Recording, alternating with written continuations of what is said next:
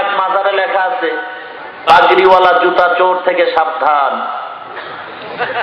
নাটোরবাসীকে আমি আজও বলে যাই, ওই স্লোগানের সাথে তাল মিলাইয়া, হে নাটোরের মানুষ, বর্তমানে টুপিওয়ালা ভণ্ড থেকে সাবধান, টুপিওয়ালা ভণ্ড থেকে সাবধান। সব টুপিওয়ালার বয়ান শোনা জায়েজ নাই, লিখে রাখেন। সব টুপিওয়ালার পিছনে নামাজ পড়া জায়েজ নাই। সব টুপিওয়ালারা জান্নাতের পথিক নয়। সব টুপিওয়ালারা আল্লাহর পাগল না। সাবধান, টুপিওয়ালা ভণ্ড থেকে সাবধান। हकीकत से तो दुनिया बेखबर है, दुनिया की नुमाइश पर नजर है। नमी गोयाम के आज दुनिया जुदा बास, बहर कारे के बाशी बा खुदा बास। আল্লাহ ওয়াদা করেছেন, নিয়ামতের শুকর আদায় করলে বাড়বে, না করলে কমবে। গরিবের অন্তরে প্রশ্ন, আল্লাহ যদি ওয়াদা সত্যই করেছেন, কিন্তু আমরাই তো আল্লাহর নিয়ামতের শুকর আদায় করি বলেই তো ওয়াজে আসলাম কষ্ট করে। আল্লাহ পাকের নিয়ামতের শুকর আদায় করি, এ কারণেই তো টুপি রাখলাম, দাড়ি রাখলাম, ওয়াজে যাই, পর্দা করি, মাদ্রাসার পিছনে টাকা দেই। কিন্তু প্রশ্ন হলো, আমাদের অসুবিধা কেন? যারা আল্লাহকে আল্লাহ বলে ডাকে না, বরং গালি দেয়। এদের টাকার অভাব নাই, পয়সার অভাব নাই, গাড়ি বাড়ির অভাব নাই, এদের সম্মানের অভাব নাই, এদের কোনো অসুস্থতা নাই, অশান্তি বলতে কিচ্ছু নাই। আর আমরা যারা আল্লাহ আল্লাহ বলে ডাকি, আমাদের অসুস্থতা বেশি, গরিবের সংখ্যা বেশি, টাকা নাই, পয়সা নাই, বাড়ি নাই, গাড়ি নাই। আল্লাহ যদি নিয়ামতের শুকর আদায় করলে বাড়াইয়েই দিতেন, তাহলে তো আমাদেরকেই তো গাড়ি বাড়ির মালিক আল্লাহ বানাইতেন। যারা আল্লাহরে গালি দেয়, ওদেরকেই তো ভিক্ষুকের থালা দিতেন। ব্যাপারটা উল্টা হইল কেন? আল্লাহ বললেন কি আর করলেন কি? জবাবটা ভালো করে শুনে নাও গরিব। قال رسول الله صلى الله عليه وسلم الدنيا سجن المؤمن وجنة الكافر أو كما قال النبي عليه الصلاة والسلام। পয়গম্বর আরবি সাল্লাল্লাহু আলাইহি ওয়াসাল্লাম ইরশাদ করেন, হে দুনিয়ার ইমানদার উম্মত, ইমানদারের জন্য দুনিয়াটা জেলখানা, বেঈমানদের জন্য বালাখানা। ইমানদারের জন্য দুনিয়াটা কষ্টের জায়গা, বেঈমানের জন্য দুনিয়াটা শান্তির জায়গা। যত কষ্ট আল্লাহ ইমানদারদের দিবেন দুনিয়ায়, মরণের পরে শান্তি শুরু হবে, আর কোনোদিন শেষ হবে না। বেঈমানদের যত শান্তি দুনিয়ায় দেওয়ার পরে, মরণের পরে কষ্ট শুরু হবে, আর কোনোদিন শেষ হবে না। দুনিয়ায় শান্তি, পরকালে কষ্ট। বেঈমানের জন্য দুনিয়ায় কষ্ট, পরকালে শান্তি ইমানদারের জন্য। এবার ইমানদার আবেগে নয়, তালের সাথে তাল মিলায়া নয়, মনটারে প্রশ্ন করে সুন্দরভাবে ওয়াদা করতে হবে। ইমানদার, তুমি দুনিয়ার শান্তি চাও না পরকালের শান্তি চাও? এই বুঝা করেন, কিন্তু ফট কইরা থতমা দিয়ে কথা বললেই হয় না, একটু চিন্তা করে বলেন পারবেন কিনা। নাটোর কলেজের ছাত্র লেখাপড়া কমপ্লিট করে ঢাকা ভার্সিটিতে ভর্তি হওয়ার জন্য রওনা হয়, অথবা রাজশাহী রওনা হয়ে গেছে, ভার্সিটিতে পড়বে। ভার্সিটির গেটে গিয়া ঢুকছে, তুমি প্রধান কোথায়? দারোয়ান বলে, ওই অফিসের ভিতরে গিয়া দেখবা এই ভার্সিটির প্রধান বসে আছেন। সালাম আনতে বলে, আমি আপনার ভার্সিটিতে ভর্তি হওয়ার জন্য নাটোর থেকে চলে আসছি। বলে, বাবা তুমি আমার আগে ভর্তি ফর্মটা নাও, ভর্তি ফর্ম পূরণ করবা, পূরণ করার পরে এরপরে তুমি আমার ছাত্র হইবা। কিছু নিয়ম কানুন আছে, এগুলি ভালো করে দেখো। ভর্তি ফর্মটা পূরণ করলেই ছাত্র হওয়া যাবে না, পূরণ করার আগে দুইটা শর্ত আছে, মানতে পারবা কিনা দেখো, তাহলে ভর্তি ফর্ম পূরণ করো। আর যদি বলো পারবা না, তাহলে ভর্তি ফর্ম পূরণ করারও প্রয়োজন হবে না। দুই শর্তের ভিতরে 1 নাম্বার শর্ত হলো, আমার ভার্সিটিতে যদি ভর্তি হও, ছাত্র যদি হও, তাহলে ভার্সিটির আইন মতো জীবন চালান লাগবে, আইনের বহির্ভূত কোনো কাজ করতে পারবা না। 2 নাম্বার শর্ত হলো, এমন সুন্দর করে লেখাপড়া করবা, তোমার লেখাপড়ার সুনামটা যেন গোটা বিশ্বময় ছড়িয়ে পড়ে। ভালো লেখাপড়া করতে হবে। পারবি? যদি পারো ওয়াদা কর, এরপরে ভর্তি ফরম পূরণ কর। আর যদি কেউ পারবি না তো ভাগ। এ আল্লাহর গোলাম, জান্নাতে যদি যাইতে চাও, পরকালে যদি শান্তি পেতে চাও, তাহলে ইমানের ভর্তি ফরম আগে পূরণ কর। ইমানের ভর্তি ফরম পূরণ করিয়া ইসলাম নামক কলেজে ঢোক। ইসলামী কলেজে ঢুকার পর মুসলমান নামের বেশ লাগায়া ছাত্র হয়ে যা। মুসলমান নামের ছাত্র হবি, ইসলামী কলেজে ঢুকবি, ইমান নামের ফরম পূরণ করবি। তবে সাবধান, এ ইসলামী কলেজের ছাত্র যারা হইতে চাও, ইমানের ভর্তি ফরম পূরণ করার আগে দুইটা শর্ত আছে, দেখো মানতে পারবা কি পারবা না। যদি বলো পারবা, তাহলে ইসলামী কলেজের ভর্তি ফরম পূরণ কর। আর যদি বলো পারবি না, তাহলে ইসলামী কলেজে ভর্তি হওয়ার দরকার নাই।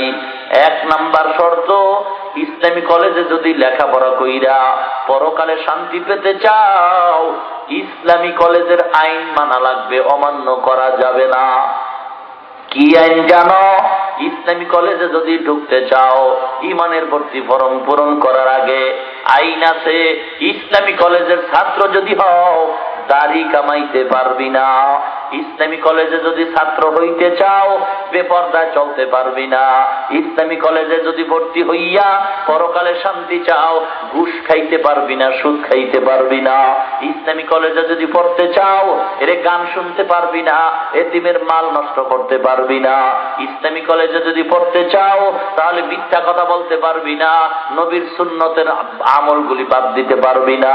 ইসলামী কলেজে ছাত্র যদি হতে চাও, তাহলে তুমি ওয়াদা খেলাপ করতে পারবা না। মনটারে বুঝায় দেখো। 2 নাম্বার শর্ত হলো, এই ইসলামী কলেজে ঢুকার পর এত সুন্দর আমল করা লাগবে, যেই আমলের আলো দেখা বেজাতিরা মুসলমান হবে। পারবা কি পারবা না, মনটারে বুঝাও। যদি মন বলে পারবো, ইমানের ভর্তি ফরম পূরণ কর। আর যদি বলো পারবা না, তাহলে ইমানের ভর্তি ফরম পূরণ করিও না। এ মুসলমান, কারণ ইসলামী কলেজ এমন একটা পবিত্র কলেজ, এখানে বাটপারি চলবে না। দাবি করবা মুসলমান, দাবি করবা ইসলামী কলেজের ছাত্র, আবার দাড়ি কামায়া ইসলামের বদনাম করবা। দাবি করবা মুসলমান, আবার তুমি ঘুষ খাইয়া ইসলামের বদনাম করবা। দাবি করবা মুসলমান, গান শুইনা নবীর বদনাম করবা। দাবি করবা মুসলমান, দাড়ি কামায়া ইসলামের বদনাম করবা। এমন বাটপারি করার সুযোগ ইসলামী কলেজের ভিতরে দেওয়া হয় না।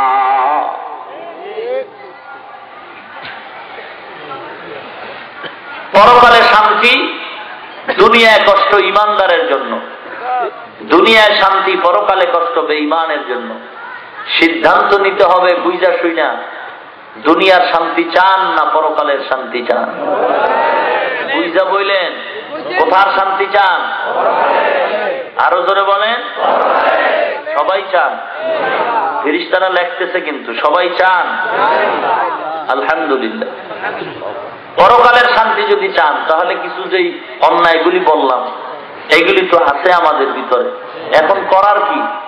আল্লাহ পাক করার পথ বাতাই দিচ্ছেন। কুল ইয়া ইবাদিয়াল্লাযীনা আসরাফু আলা আনফুসিহিম লা তাকনাতু মির রাহমাতিল্লাহ ইন্নাল্লাহা ইয়াগফিরুয যুনুবা জামিআ ইন্নাহু হুয়াল গফুরুর রহিম।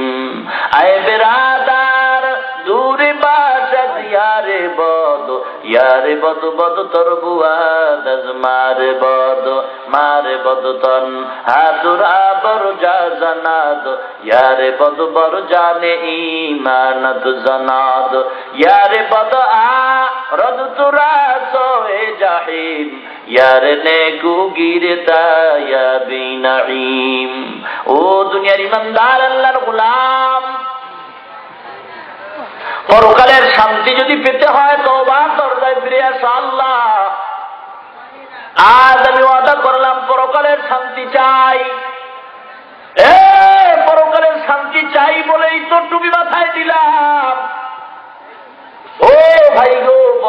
শান্তি চাই বলেই তো লম্বা জামা পড়লাম, পরকালের শান্তি চাই বলেই তো সার্টিফিকেট ছাড়া মাদ্রাসায় পড়লাম। এ যুবক ভালো করে শুনে নে, সার্টিফিকেট নাই, চাকরি নাই, পরকালের শান্তির জন্যই তো আমরা দৌড়াই। তোমরা মনে মনে কথা ভাববা না পরকালের জন্য ওরা দুনিয়াও খুয়াইছে, না না না। ইমানদারেরা পরকালের শান্তির জন্য যদি মাওলার কাছে দোয়া করে, আল্লাহ পাক তাদেরকে দুনিয়াতেও বোনাস শান্তি দান করেন। এ দুনিয়াতে যারা পরকালের শান্তির জন্য দৌড়ায়, খোঁজ নিয়ে দেখো একজনও দুনিয়াতে অশান্তিতে নাই। আর যারা পরকালের অশান্তি দুনিয়ার শান্তির জন্য দৌড়ায়, আমি চ্যালেঞ্জ করে বললাম একজনকে দেখাইতে পারবা না দুনিয়াদারেরা শান্তিতে আছে। একটা লোক নাই, একজনও নাই। এ মুসলমান, শান্তি দেওয়ার মালিক আজ আল্লাহর থেকে দূরে সরে যায় মানুষ, আর আল্লাহর বিরুদ্ধে মন্তব্য করে, আল্লাহ এত কষ্ট করি আল্লাহর নিয়ামত তো পাই না, এ গরিব। আল্লাহর নবী বলেছেন ইমানদারের জন্য দুনিয়াটা অশান্তির জায়গা, মাথা পেতে নাও পরকালে শান্তির জন্য। 2 নম্বর জবাব, قال رسول الله صلى الله عليه وسلم من يرد الله به خيرا يفقهه في الدين। পয়গম্বর সাল্লাল্লাহু আলাইহি ওয়াসাল্লাম ইরশাদ করেন, হে দুনিয়ার উম্মত, আল্লাহ যদি কাউকে মহব্বত করেন, আল্লাহ যদি কাউকে ভালোবাসতে চান, তাকে দ্বীনের জ্ঞান দান করেন। এই হলো এক ব্যাখ্যা, তবে ব্যাখ্যাটায় প্রশ্নবিদ্ধ ব্যাখ্যা। কারণ যদি বলা হয় আল্লাহ যাকে ভালোবাসেন তাকে দ্বীনের জ্ঞান দান করেন, তাহলে কথাটা অপূর্ণ থেকে যায়। কারণ আমাদের দেশে বহু দ্বীনের জ্ঞানী আছে, বাংলা বুখারী মুখস্থ করছে, বাংলা তাফসীর মুখস্থ করছে, কিন্তু ঠিক মতো নামাজ পড়ে না, দাড়ি নেই, টাই প্যান্ট শার্ট পরা আছে না নাই? আল্লাহ তারে ভালোবাসেন নাকি? মোটেও না। আল্লাহ তাকে ভালোবাসেন না। এ বাংলাদেশের মুসলমান, আল্লাহ যাকে ভালোবাসেন তাকেই দ্বীনের জ্ঞান দান করেন, কথাটা অপূর্ণ। কারণ যেই লোকটার দাড়ি নাই, টুপি ঠিক মতো নাই, নামাজ নাই, সুন্নতের পোশাক নাই, শার্ট প্যান্ট টাই পরে চলতেছে, এটা সুন্নতি নবীর পোশাক নয়। নবীর পোশাক এইটা না। যেই লোকটা নিজের সুন্নতি পোশাকটা গায়ে পড়াইতে পারে নাই, সে নবীজির পরিপূর্ণ খাঁটি উম্মত এখনো হতে পারে নাই। এই লোকটা যদি বাংলা বুখারী মুখস্থ করে নেয়, কোরআনের বাংলা তাফসীরের আয়াতগুলি মুখস্থ করে নেয়, ইংলিশ মিডিয়ামে হাদিস মুখস্থ করে, ইংলিশ মিডিয়ামে যদি কোরআনের আয়াত মুখস্থ করে, কি লাভ হবে গো? মিডিয়ার জগতে তুমি যতই ফতুয়া দাও, তোমার ফতুয়া দেওয়ার অধিকার নাই, জনগণের ফতুয়া মানারও অধিকার নাই।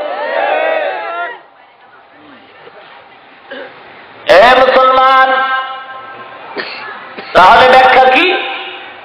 ব্যাখ্যা হবে আল্লাহ যদি কাউকে ভালোবাসেন, মহব্বত করেন, আল্লাহ পাক রব্বুল আলামিন তাকে মরণ পর্যন্ত দ্বীনের উপরে চলা সহজ করে দেন। ইউফাক্কিহু ফিদ্দীন, তাআল্লুম ফিদ্দীন আর হইল তাফাক্কুহ ফিদ্দীন। দ্বীনের সম্পর্কে জানা, আর তাফাক্কুহ ফিদ্দীন বলা হয় জানা অনুযায়ী মানা। শিক্ষা আর দীক্ষা, ইলম আর আমল, তাফাক্কুহ ফিদ্দীন, শুধু ইলম, তাআল্লুম ফিদ্দীন। আল্লাহ নবী বলেন ইউফাক্কিহু ফিদ্দীন, আল্লাহ তাকে তাফাক্কুহ ফিদ্দীন দান করেন, অর্থাৎ যতটুকু জানে ততটুকুই মানে। এ আল্লাহর গোলাম, আল্লাহর নিয়ামত আমরা তালাশ করে পাই না।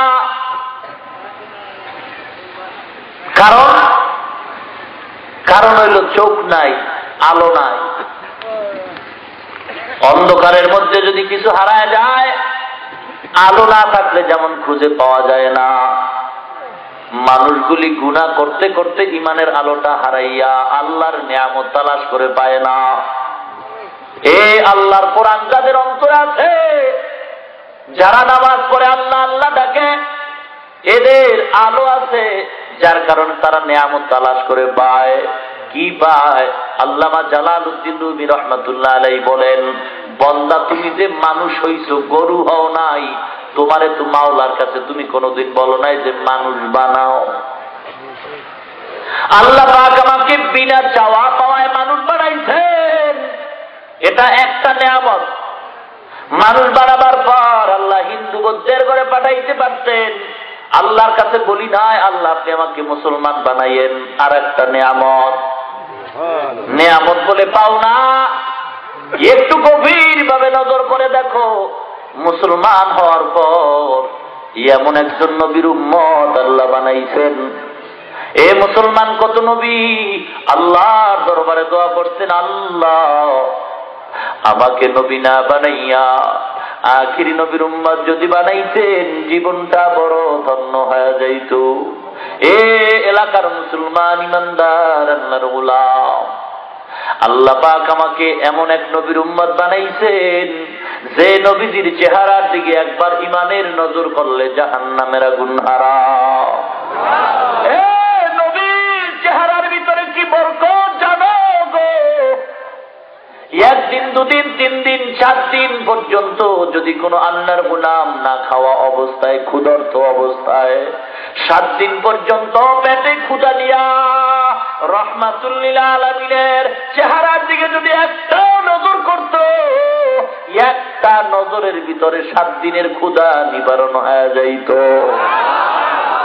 ইমামুল আউয়ালিন আল আখিরিন বহর সদকা রহমাতাল লিল আলামিন সাইয়্যিদুল কাউনাইন খতমুল মুরসালিন আখিরা মদবুদ ফখরুল আউয়ালিন শুধু ওজুদাস রহমাতাল লিল আলামিন মসজিদে উশুদ হামারো এ জমিন তাকবীর মে কলমা মে নমাজু মে আযা মে तकबीर में कलमा में नमाजों में अदा में है नाम इलाही से मिला नाम मोहम्मद है नाम इलाही से मिला नाम मोहम्मद फरमाते हैं आदम के मुझे खुल्द तुरी में लिखा हुआ तू बाप मिला नाम मोहम्मद लिखा हुआ तू बाप मिला नाम मोहम्मद।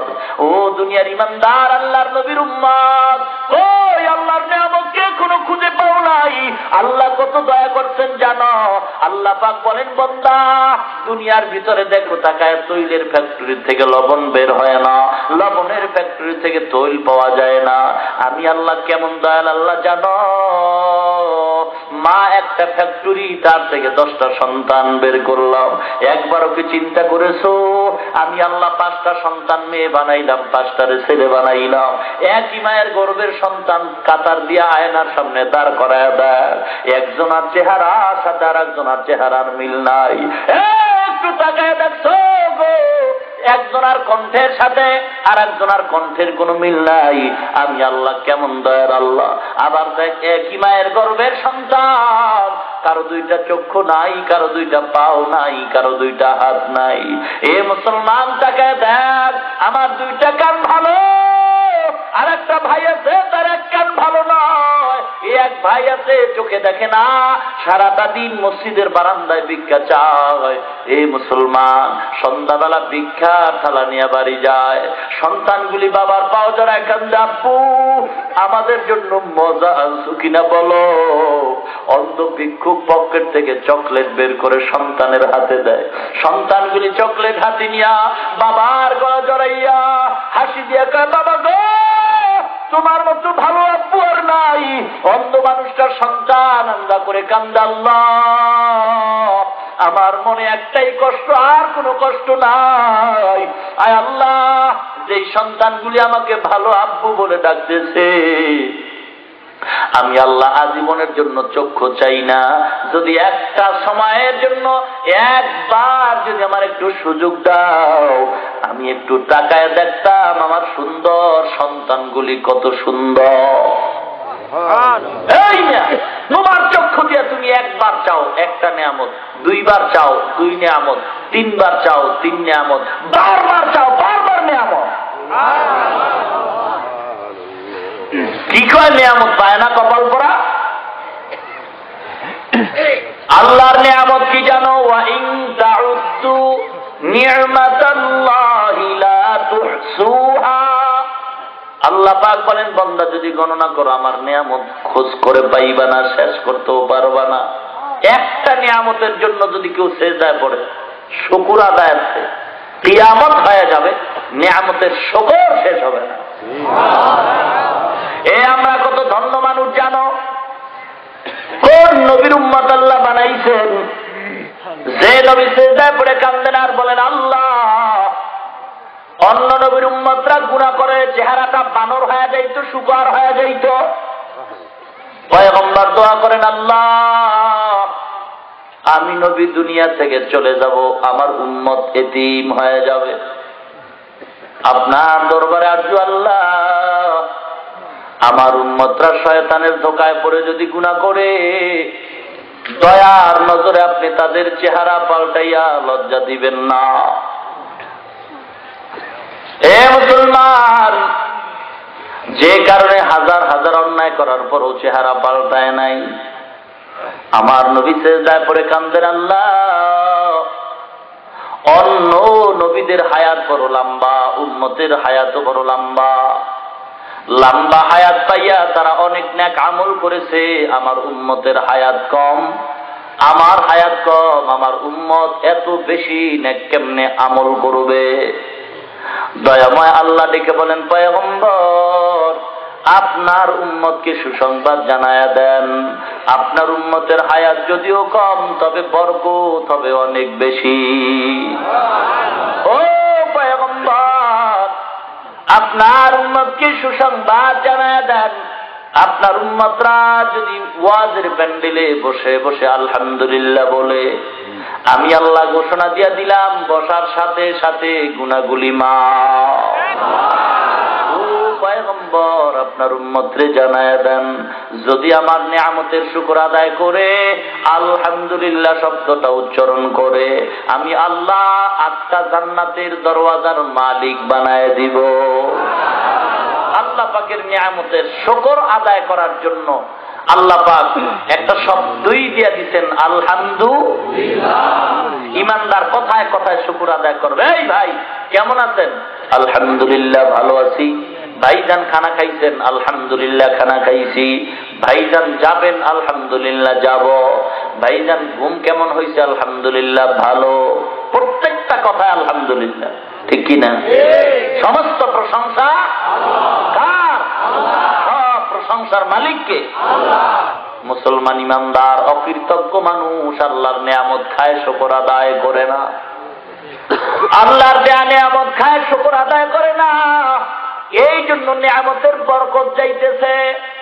আগের দিন মানুষ ইলিশ মাছ খাইতো, এক ইলিশ মাছের ঘেরানে পুরা এলাকা মুখরিত হয়ে যাইত।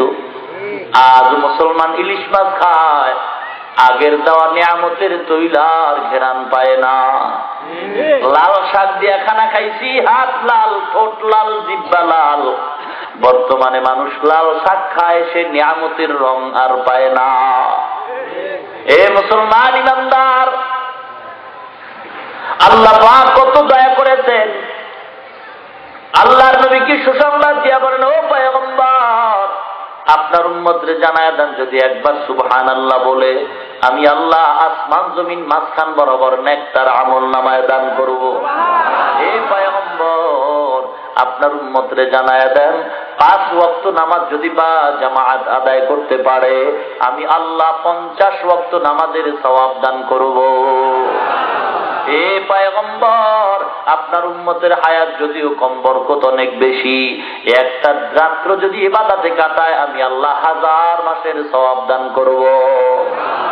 ও পয়গম্বর, আপনার উম্মতকে জানায়া দেন, এশার নামাজ জামাতে পড়ে যদি ঘুমায়, আবার যদি ফজরের নামাজ উঠা জামাতে আদায় করতে পারে, ঘুমানোর মধ্যে যতটুকু সময় ব্যয় হইছে আমি আল্লাহ ওই সময়টাকে নেকির পাল্লায় ওজন দিয়া জান্নাতের মেহমান বানায় দিব। জোরে কোন সুবহানাল্লাহ। আল্লাহ আল্লাহ ক্যা মুবারক নাম হ্যায়, আল্লাহ আল্লাহ আশিকু কা কাম হ্যায়, আল্লাহ আল্লাহ এই যে শিরিন নাম, শিরে শকর মিকুনাদ জানাম তামাম। আল্লাহ আল্লাহ তু মেরা সত্তার হ্যায়, अल्लाह अल्लाह तू मेरा गफ्फार है।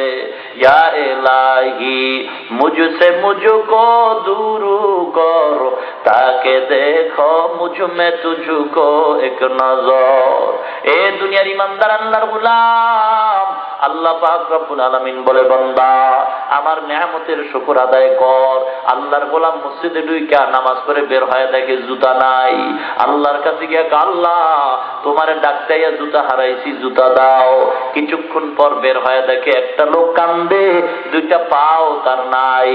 আল্লাহর গোলাম কানে ধরে তওবা করে, আল্লাহ তুমি আমাকে মাফ করে দাও, আমি জুতার জন্য কানলাম, আর আল্লাহর গোলামের দুইটা পাও নাই, আমি হলাম ভালো মানুষ। এ মুসলমান ইমানদার, আল্লাহ পাক আমাকে কত নিয়ামত দান করেছেন। এ মাইক চলতেছে, মেশিন চলতেছে, গরম হয়, ফ্যানের বাতাস দেয়, ব্যাটারি চলে, চার্জ দিতে হয়, বিদ্যুতের বাতি জ্বলে, বিল দিতে হয়। আল্লাহর নিয়ামত কি পাও না? এই দুনিয়াতে আসার থেকে 40 বছর পর্যন্ত, 30 বছর পর্যন্ত জিহ্বাটা নাড়ায় নাড়ায় যত কথা বললাম, এই কথাগুলি কোন মেশিনে সাপ্লাই হয়? কেউ কি বলতে পারবা? 2-2.5 ঘন্টা যেখানে অনবরত কথা বলা হয়, এগুলিকে আগের থেকে ব্রেনে জমা আছে নাকি? কেউ কাইটা টুকরা করলো পাইব কথাগুলি? এই মেশিনে, কোন মেশিনে কথাগুলি সাপ্লাই হয়? এই মেশিনটা অনবরত 40টা বছর চললো, একটা দিনও তো মেশিনটা বন্ধ হয় নাই। ও ইমানদার, একদিনও তো এই মেশিনের তৈল পেট্রোল কে দেয় চিন্তাও করলা না। এ মুসলমান, আল্লাহ পাক রব্বুল আলামিন মানুষের গাল ব্যথা করে কথা বলতে বলতে জিহ্বাটা ব্যথা করে না। মুসলমান ইমানদার, এত সুন্দর কণ্ঠ কে দান করেছেন? এত সুন্দর কথা কে বের করতেছেন? চিনো না, চিনো না, তিনি হলেন আমার আল্লাহ। আমার আল্লাহ কত দয়ার।